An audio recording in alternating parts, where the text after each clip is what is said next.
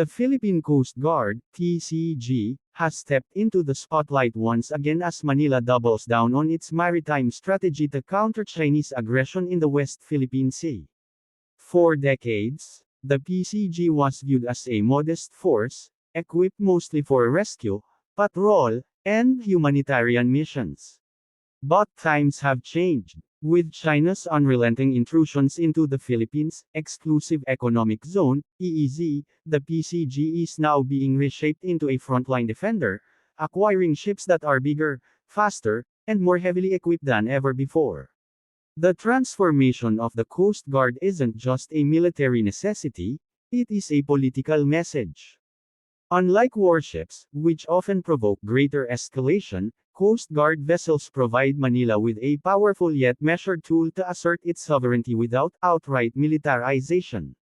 Still, the new ships now joining the fleet blur the line between civilian law enforcement and military deterrence. They are modern, multi-role assets built for endurance, speed, and presence in contested waters. The newly acquired vessels include offshore patrol ships measuring over 90 meters in length, capable of extended deployment for weeks in open seas. Their larger size not only projects authority but also allows them to withstand ramming incidents, a tactic frequently used by China's maritime militia. These ships are designed to act as floating fortresses, protecting Philippine fishermen, supporting supply missions to outposts like Ayungin Shoal, and confronting China's gray zone activities head-on. Speed is another critical factor. The PCG's latest high-speed patrol craft can maneuver rapidly in shallow waters and chase down foreign vessels conducting harassment or illegal activities. With modern engines, advanced radar, and electronic surveillance suites, they provide the PCG with unmatched agility. In tactical scenarios, speed translates to control, allowing Philippine forces to shadow, intercept, and outpace larger but slower Chinese Coast Guard or militia ships.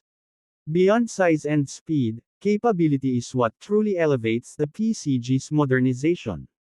These ships are fitted with long-range communication systems, water cannons, and reinforced hulls. Some are prepared to host drones and unmanned systems, enabling real-time surveillance over vast maritime zones. For the Philippines, this leap in capability means transforming from a reactive to a proactive posture, no longer simply reporting Chinese harassment, but actively standing guard. The West Philippine Sea has become the theater where sovereignty is tested daily. Filipino fishermen continue to face blockades, water cannon assaults, and intimidation. Each confrontation underscores the urgent need for a credible maritime presence. The PCG's expansion ensures that Philippine waters are no longer left undefended. It sends a clear message: every incursion will be met, every fishing ground will be guarded, and every attempt to bully Filipinos at sea will be challenged. International partners have also played a decisive role in this upgrade. Japan has provided large patrol vessels under its official development assistance program, while France, Spain, and South Korea are being eyed for future acquisitions. The United States has increased joint patrols and training with the PCG, recognizing the agency as a frontline shield in a region where law enforcement vessels are often the first responders to geopolitical flashpoints. What makes this modernization even more significant is its symbolic power. China has long banked on overwhelming the Philippines with sheer numbers, using hundreds of militia boats and Coast Guard ships to intimidate smaller Filipino vessels. Now, the Philippines is countering quantity with quality. Bigger hulls, faster engines, longer endurance. These upgrades flip the narrative. For the first time, Filipino crews are stepping aboard ships that can hold their own against their Chinese counterparts.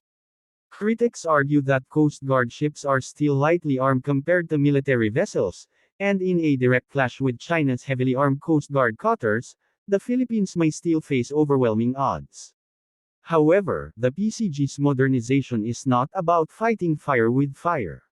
It is about ensuring presence, building resilience, and strengthening deterrence without sparking outright war. In the evolving chessboard of the South China Sea, presence itself is power. Every new ship added to the PCG's fleet is not just metal and machinery, it is a shield for Filipino livelihoods, a guardian of national territory, and a beacon of defiance against coercion. With every commissioning, the Philippines is telling the world, we are here. We will not yield. As the next generation of Coast Guard ships sails into the West Philippine Sea, one thing becomes clear, the Philippines is no longer sailing alone and unprepared. With faster, bigger, and stronger vessels at its command, the PCG is rewriting its role, from a secondary service to a first responder in defending national sovereignty. In the face of Chinese aggression, Manila has found its new maritime spearhead.